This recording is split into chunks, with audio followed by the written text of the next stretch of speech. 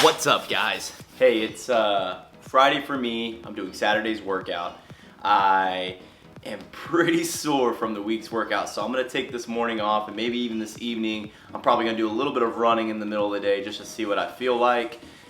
But today I have to rest. My body hurts, so I'm just gonna do like a briefing of the workout, kind of like what we would do in class. I'll overlay some videos so that way you can kind of see what movements I'm talking about and how we're modifying them if needed. Okay, so the workout is 3 rounds of 2 minutes max rep kettlebell swings or backpack swings, 2 minutes max rep goblet or backpack reverse lunges, and then 2 minutes of max rep Turkish Get Up. We'll rest a minute, then we'll repeat it for obviously 3 rounds. Then we have a finisher, 2 to 3 sets, 8 single arm high pulls on each arm, 30 flutter kicks, and 8 half kneeling strict presses on each arm. So the kettlebell swings, you can knock those out with anything that you have, really. So if you have a kettlebell, you'll just do normal kettlebell swings. Swing between your legs, swing them up to eye level, so the Russian swings. If you have 1 dumbbell or 2 dumbbells, right, you're gonna swing those between your legs. You're gonna swing that up to eye level, similar to the kettlebell swing, just you're using a dumbbell. And then if you've been using the backpack version of everything, we're gonna be using a backpack, swinging between our legs, swinging it to eye level, just like the kettlebell or the dumbbells. On the goblet squats, you're gonna hold whatever object you're using in your chest. You're gonna take a step back, lunge down, touch the ground, stand back up. If you're wearing a backpack, just put the backpack on, right? You don't have to hold the backpack in your front. You can put the backpack on your back, you can wear it on your front, however you want, and then go through the lunges that way. The Turkish Get Up is gonna take the most mental power today, right? This is definitely something that I would love to be hands-on with you, but that doesn't mean that we're just going to eliminate it from the program, right? We still want you to practice it. So what I'll do, I'll give you kind of step by step of what it looks like, and I will break it down. And what you'll want to do is use the audio from this video to kind of walk you through each step. So I'll break down each step, and then I'll kind of do like an audio layover, right? And you're going to want to kind of just set the phone down or your computer down next to you as you practice the movement itself. So being that this is kind of a longer workout, it's like 18 minutes of total working time outside of the rest, I think the main goal for everyone is just maximize their working sets, right? So during that 2 minutes of work, whatever it is, maximize it. Do whatever you can to get the most out of that 2 minutes. Kind of set yourself a baseline on that first round, and then just try to match those reps each time. The lunges and the kettlebell swings are gonna be much faster than the Turkish Get-Ups, okay? So get your reps there and really push it. Then the Turkish Get-Ups, I wouldn't say necessarily use it. I guess it is kind of a recovery, right? Because you're gonna be thinking so much. Just move nice and slow and methodically through it, kind of bring your heart rate down, and then let it completely recover during that 1 minute rest. So the Russian kettlebell swing is something that we do pretty often in class, whether it be in a warm-up or in an actual workout. The backpack just kind of adds like an element to it. It's a little bit of like an odd object work. But with the Russian kettlebell swing, we're really just trying to do a couple things, okay? Whether it be with the backpack or kettlebell. We are trying to hinge over in good posture. So we want to make sure that our hips are going back and we're leaning over the kettlebell, but maintaining good posture and that we're not rounding our back. From there, we want to make sure that we're changing directions doing 2 things, okay? We're changing directions by squeezing our glutes, right? A lot of times people will try to change direction using their shoulders and they'll end up in this kind of lean back position. We don't want to do that. We want to squeeze those glutes and drive through our heels. We don't come up on our toes. We drive through our heels and squeeze our glutes together to change that direction.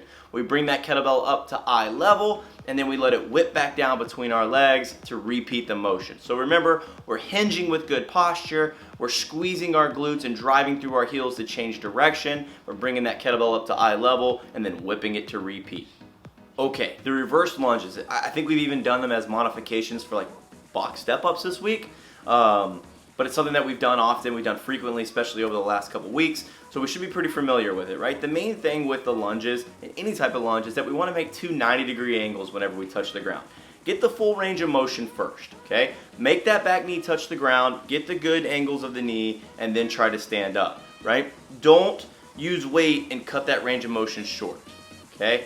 Go body weight, and that way you can stand and have good posture through this. The posture through this, if you're holding a kettlebell on your chest, is keeping that torso vertical, right? So as you stand, there shouldn't be any leaning over as you go through it. You should be able to stand straight up, right back into place, driving through your heels in order to do that. So that front foot is what drives up, the toe just kind of directs you back. And then if you're wearing a backpack or if you're using a backpack, just wear it like you're going to school. Okay, put it on your back and then still maintain that good upright torso. If you don't want to put it on your back, you can put it on your front, or you could hold it, bear hug it. Whatever you want to do, just find something that's going to allow you to stay moving. So remember, on the lunges, we got 90-degree angles. We got full range of motion.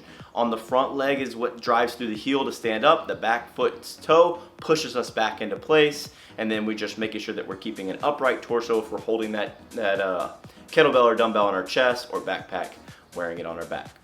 All right, the Turkish Get Up is the last movement of the circuit, of the round, whatever.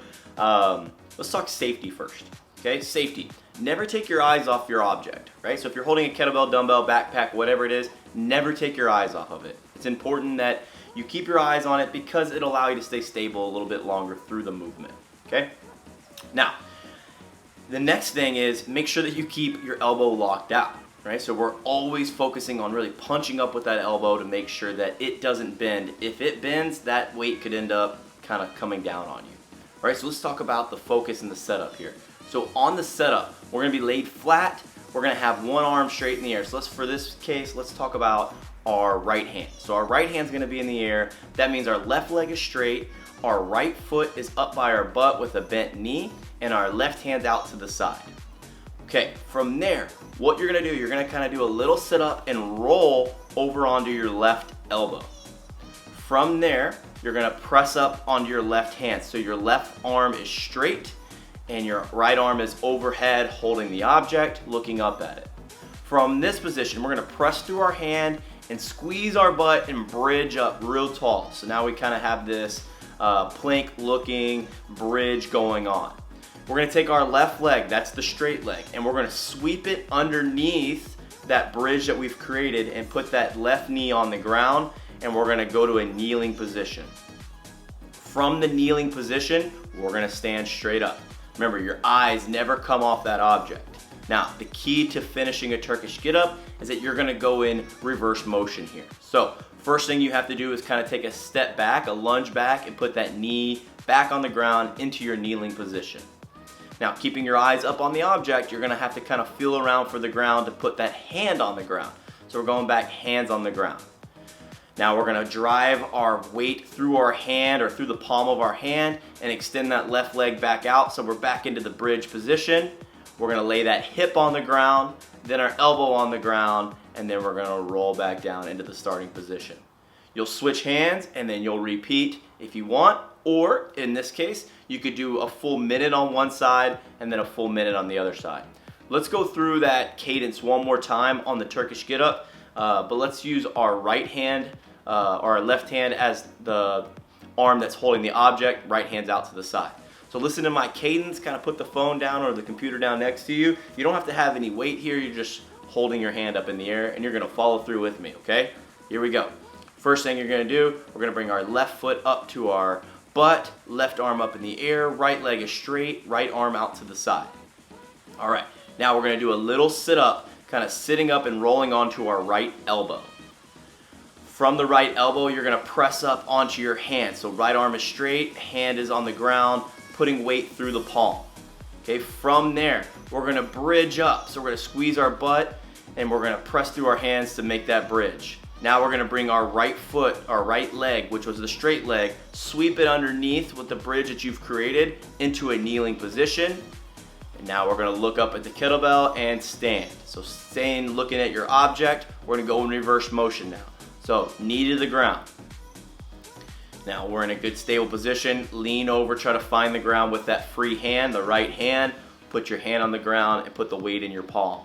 Now that you have the weight distributed right, you're gonna bring that right leg out straight. You're gonna get to that bridge position. We're gonna lay the hip down onto the ground. We're gonna drop the elbow and then roll back into the starting position. Awesome job, y'all. Okay, so that's the main movements that we have there, right? Again, the goal is to maximize the time spent during those 2 minutes, okay? So if it's 2 minutes of swings, choose something that you can confidently pick up and do 10 to 15 swings every time you put your hands on the object. If it's a kettlebell, dumbbells, backpack, whatever it is, 10 to 15 reps every time you pick it up, okay? Now, if you're limited on your weights, you're just gonna have to kind of make do, right? Make sure that it's something that you can swing. If you can hold it for longer, awesome. I want you to hold it for longer. Same thing with the lunges. Now, for me, the opinion on that for the lunges would be, I want you to stay moving for the full 2 minutes. Now, I'm not asking you to be super speedy on those lunges, just try to stay moving for the entire 2 minutes, right? So if that means ditching the weight completely just so you can stay consistently lunging, then do it. Ditch the weight, do the body weight. And then the Turkish Get Up, I want you to really focus on mentally getting stronger there. Write that cadence down somewhere that we just went over and follow that cadence to the T, right?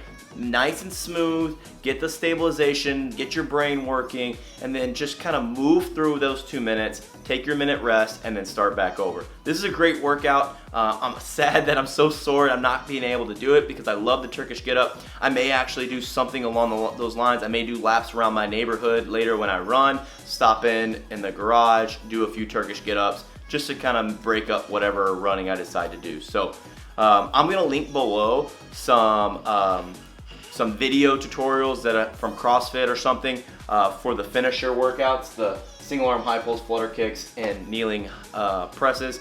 So check those links below if you want to do the finisher, and I'll see you tomorrow, or this evening. I'll see you this evening. Hopefully I feel better after my run and I can do the workout. See you later.